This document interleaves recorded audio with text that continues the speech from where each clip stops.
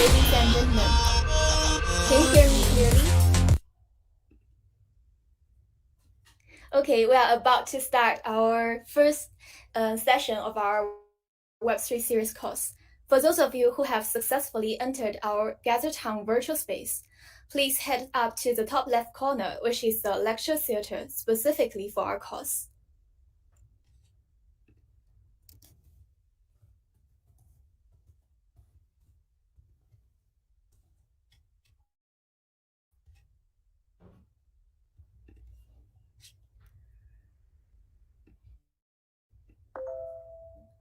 Okay, let me extend a warm welcome to everyone who comes to our first session of Web3 series course. Our course is a 13-hour course from the Web3 Basics to a lot more advanced topics. I'm Iris from Moledao, and I'll be the MC for tonight's events. For friends who came to GatherTown for the first time, let me introduce some housekeeping rules. Firstly, the virtual space is catered to 50 people. If you cannot join the space, just join our YouTube channels where we'll be having our live streaming there. Secondly, during the course, please find a seat and sit still for the whole session, and remember to mute your microphone during the lecture. Don't wander around or make noises when our instructor is speaking, or you may have the chance to be kicked out and to let other students in. Thirdly, after the lecture, there will be a Q&A session. If you have questions, can just walk up to the desk located at the first row, open your mic to ask questions. If you don't have questions, you can also go to other places to networking with each other. The audio and video will only be connected when two people are close enough to each other, or you can go to the booth at below to sit and communicate with each other. Besides, there are lovely pads and cards for you to play around, so just make sure that you enjoy this metaverse-like place. For our very first lesson, we invited Clement Lee, who is a technical content developer at StackUp, which is the learn-to-earn platform that aims to bridge developers from Web2 to Web3. He is interested in the Web3 development landscape and works with Web3 protocols at StackUp, curating technical courses for aspiring developers to kickstart their Web3 developer journey. And he will be introducing the Web3 basics to all of us in a while. And before the starting of our course, I would like to shout out our sponsors as well. Bybit is our sponsor for Moledao community, and more specifically, Alibaba Cloud, which is the leading cloud service provider, is the exclusive sponsor for this English Web3 series course. If you want to find more about them, you can head down to the booth located below, which contains all the related informations. Without further ado, I'll hand over the time to Clement Lee to start our course. So Clement, please take away.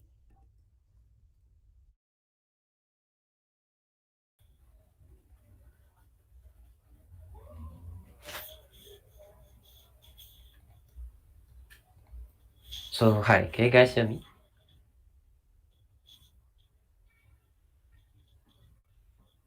Do you guys see the screen? Yes, we can see it very clearly. Okay, I will begin. So thanks for the introduction. So welcome to the first session of the Moledao Web3 education series, where we'll cover the basics of what Web3 development really is, and then we'll then explore what Ethereum and Solidity. So here's our agenda for today, whereby we will first look at what Ethereum and Solidity is, then we will explore what smart contracts are, and then we will discuss what are some of the real-world applications that are currently using smart contracts. After that, we'll then cover some basics, Solidity syntax, and lastly, write a simple storage smart contract.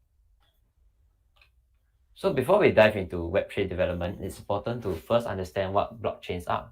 So here's a simple illustration. So let's say when a user makes a transaction to send money to user B, this transaction will be represented as a block. The block would then be populated and broadcasted to participating nodes to verify that the transaction is valid. So what are some checks that these nodes will do? So is that they will first ensure that the sender has enough money to even make the transaction. And next, they will then check that the recipient address is valid. So once these checks are completed, a new block will be added to the chain, and then money will be sent from user A to user B. So how this differs from traditional applications is that data on the blockchain is immutable and transparent. And what this means is also that users are able to query the present state of the blockchain along with its past transactions, whereby in traditional applications like the ones we have today, users do not have total visibility apart from their own personal transactions. Further, in the send and receive example earlier, notice that there is no intermediary required in this entire process as the checks and terms of agreement are directly written through smart contracts. So next we'll be looking at how Web2 and Web3 is different from a developer's perspective. So in Web2, we usually have a front-end interface for consumers to interact with, and their data will be managed by a back-end service and stored in a centralized database. So the main difference in Web3 is that consumers have the same front-end interface, but their data will be managed by smart contracts, whereby each transaction will be compiled and executed by the Ethereum virtual machine, as you can see. So once these transactions are successfully executed, they will then be represented as blocks. So data on the blockchain is accessible, verifiable, and transparent, whereas in a centralized database, the company has full access and control to how the data is being managed. So now that you have a better perspective of what blockchains are and the difference between Web2 and Web3, we then move on to a basic introduction to Ethereum and Solidity. So Ethereum essentially is a blockchain that allows developers to build decentralized applications, also known as dApps. And it also has its own cryptocurrency known as ETH, which is used to pay for transactions on the Ethereum network. So Solidity, on the other hand, is specifically designed for writing smart contracts on the Ethereum blockchain and is very similar to other languages such as JavaScript in terms of its syntax, making it easy for current developers to learn and build their own smart contracts. So what are smart contracts? So smart contracts are essentially self-executing contracts whereby developers are able to encode their terms of the agreement into lines of code. These smart contracts will be executed on the blockchain, and what this means is that they are decentralized, transparent, and tamper-proof. So from the previous example, I mentioned that there is no intermediary involved, and this is true especially for smart contracts, whereby where we are able to automate transactions. Thus, it reduces the need for any intermediaries, increasing the overall efficiency. So moving on, I'll be discussing about the three pillars in smart contracts, and they are namely security, transparency, and efficiency.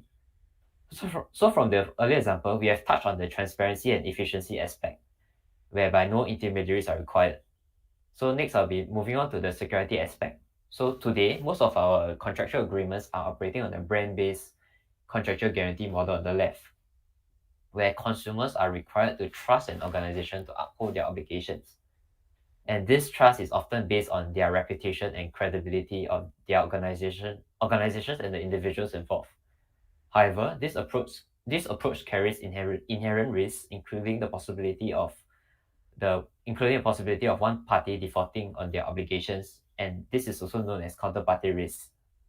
So with the presence of smart contracts, what we are doing effectively is we are shifting consumers from a brand-based model to a math-based contractual guarantee structure, where terms of agreement are written into lines of code and they are executed as intended, reducing the likelihood of default or fraud.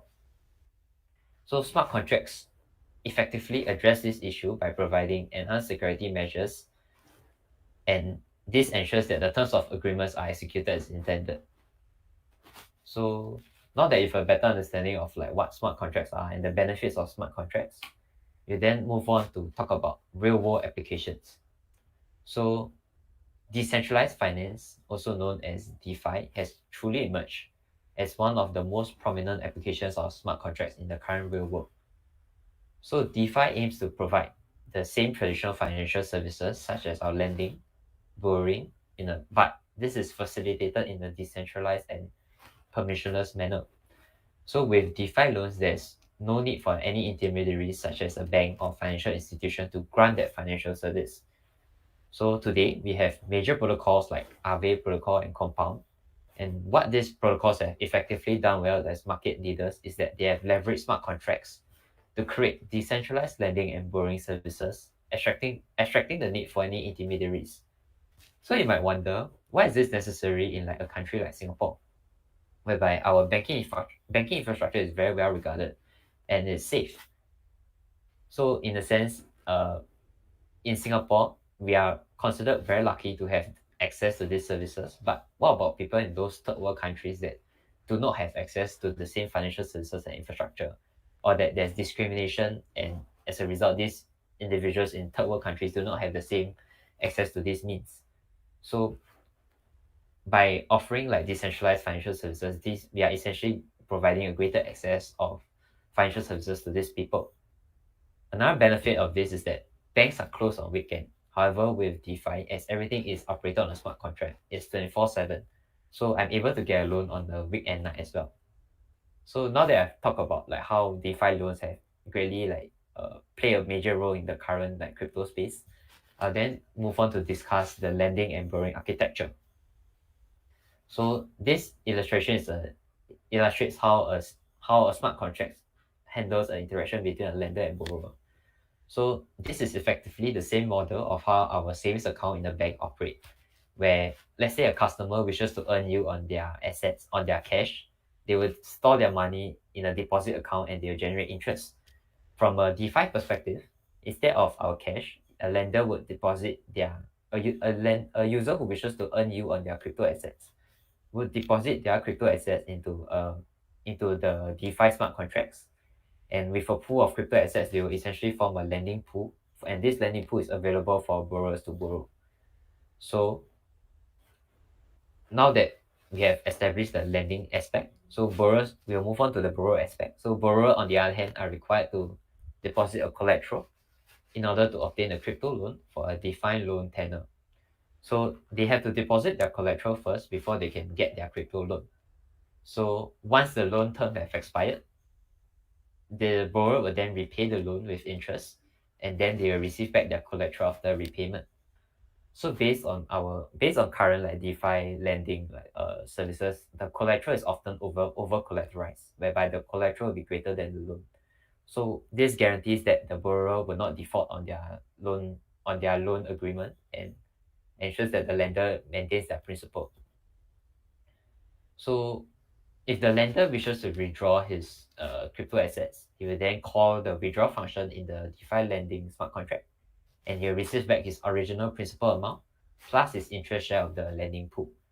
So as you observe, everything right here is automated and is done by developers writing function. There's no need for any intermediaries to check every transaction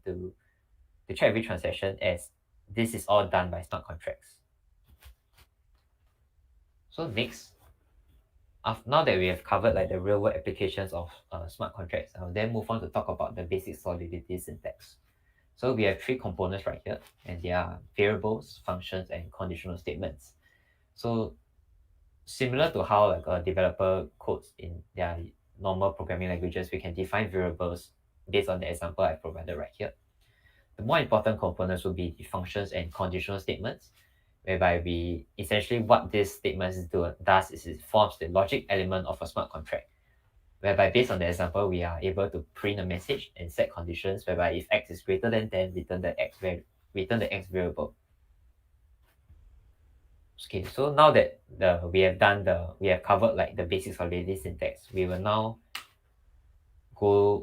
write a simple smart contract. So ensure, if you want to follow along, ensure you have the following, whereby you have a MetaMask created and it's connected to the circular network, and your wallet should be funded with circular if. So essentially how it should look like is that your MetaMask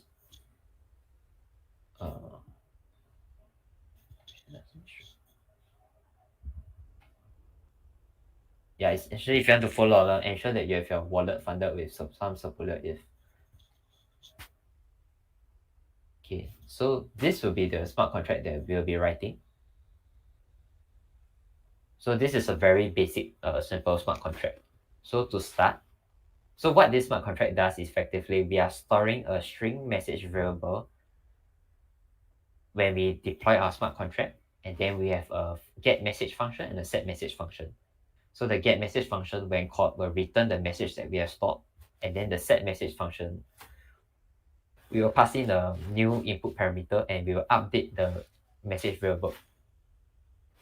So what are some of the key takeaways for this smart contract is that for every smart contract, the pragma directive shown right here must be the first line of code in any Solidity file.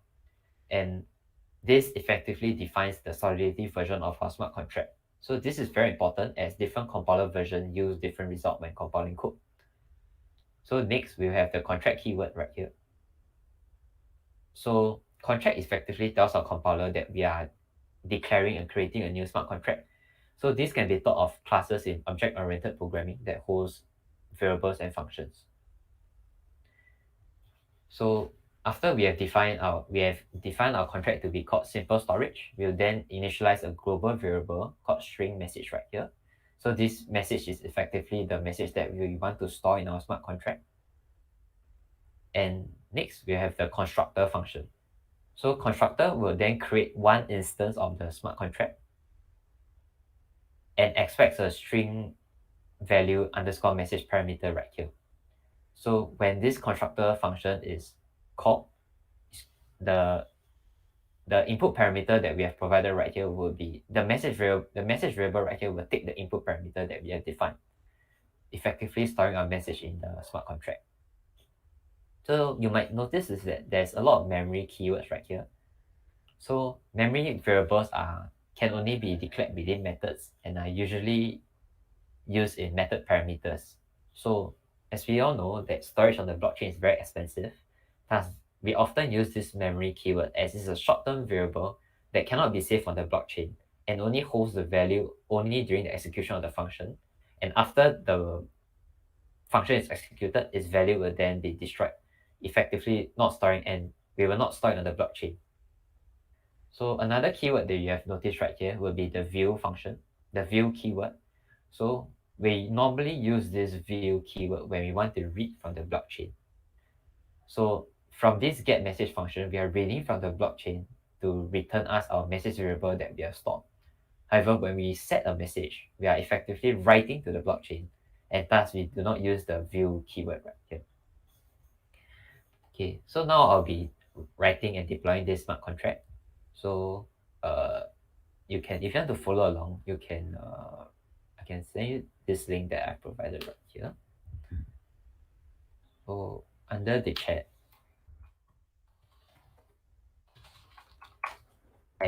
I've included the link shown in the slide. So what this should look like is you should see this.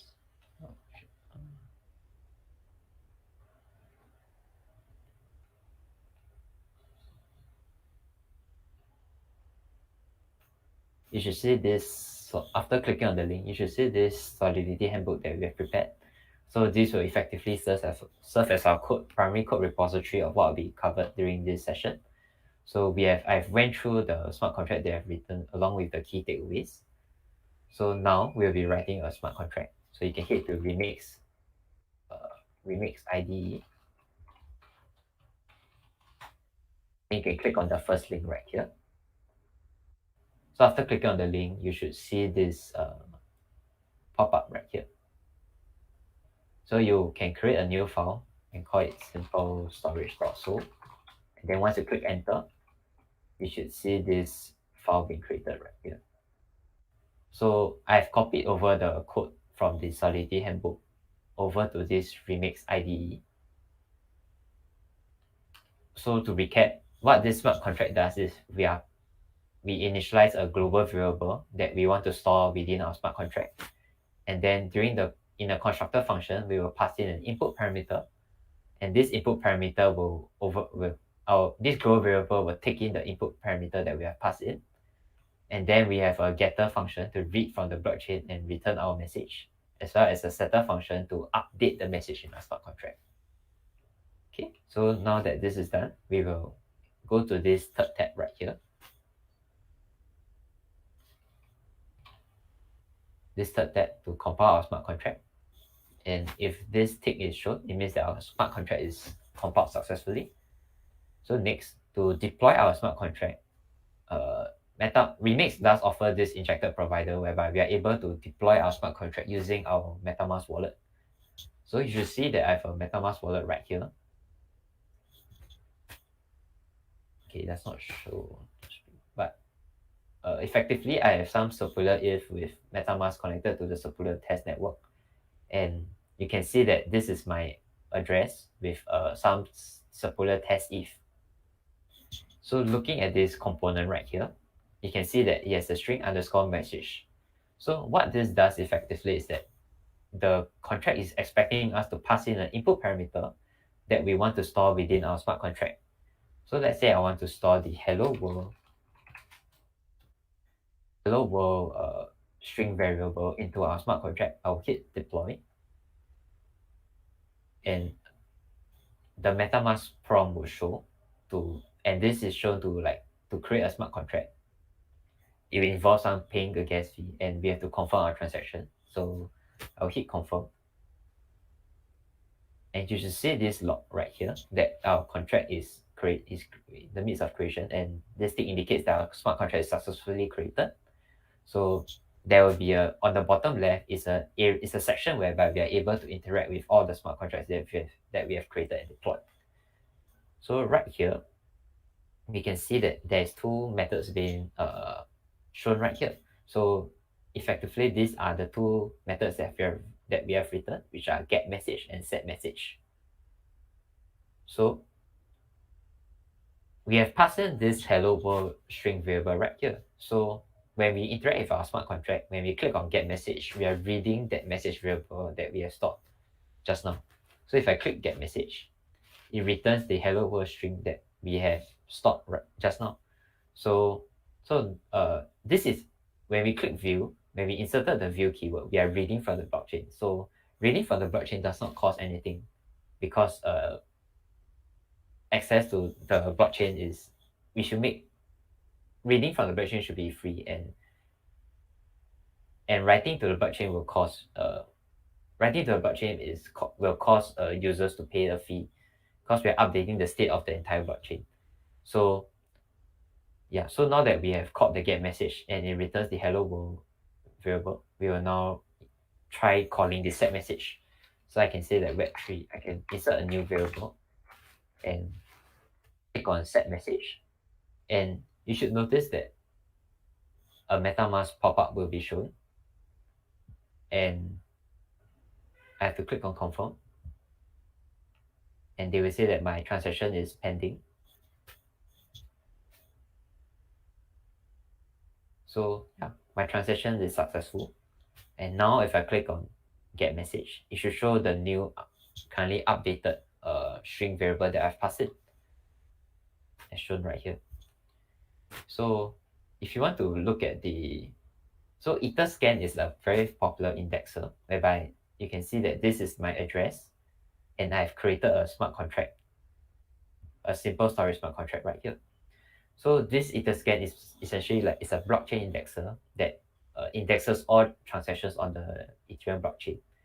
So by passing in our address, we are able to query for all my address transactions, all my activity log essentially. So clicking on this contract, you can see that 0x4s7. So this effectively is my contract address that I've deployed.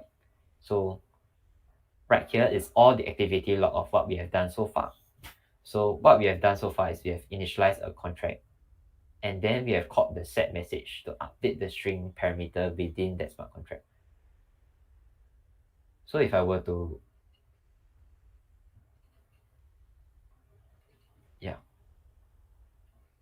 so if I were to call another function, so like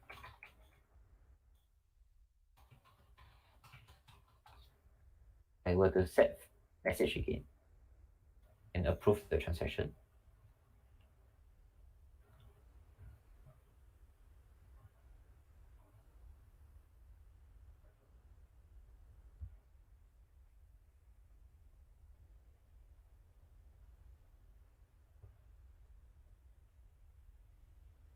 Should call the get message. So now this smart contract effect stores the latest message that we have passed in.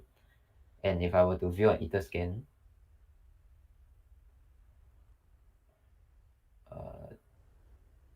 it should show the latest set message.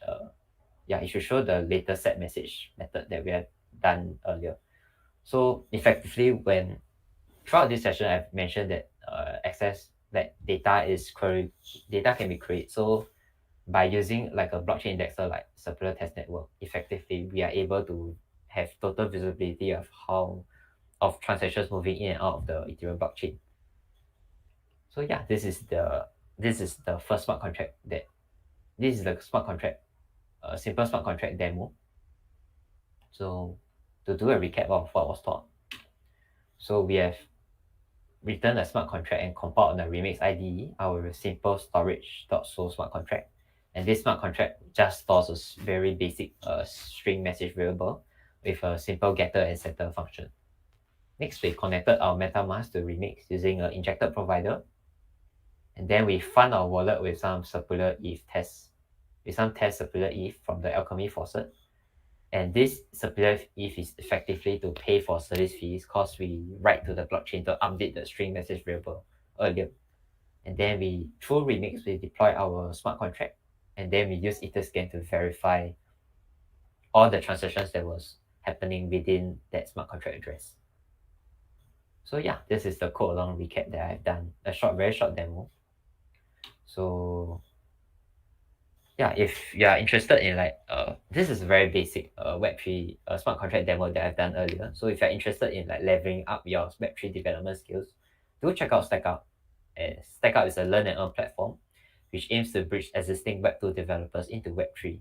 And StackUp also actively works with the likes of different Web3 protocols like Avalanche, Circle, Polkadot. So do check us out. So yeah, with that, I've come to the end of my sharing session. Okay, thanks Clement Lee to share with us from the basic terms of blockchain to DeFi and the Solidity syntax, and even to real development of smart contracts using Remix IDE with getter and setter functions, and using Etherscan to view all our transactions using this smart contract. So for friends still inside our classroom, if you have any questions, please just walk to the front desk to ask any questions you may want to ask Clement.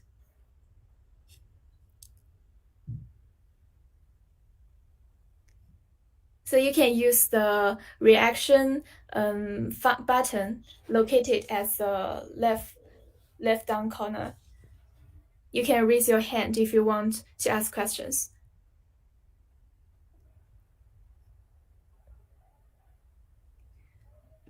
Okay, so if don't have any questions, we thank everyone joining our courses today. We'll be having our next sessions on Layer 0 and Layer 1, which will be presented by Chainlink at 8 o'clock on Wednesday evening. So please tune in at the same time. So while the sessions might be closed, the space will be still on. So feel free to hang around to make friends and networking in this space. Okay, and that comes to the end of our courses today. Thanks, everyone.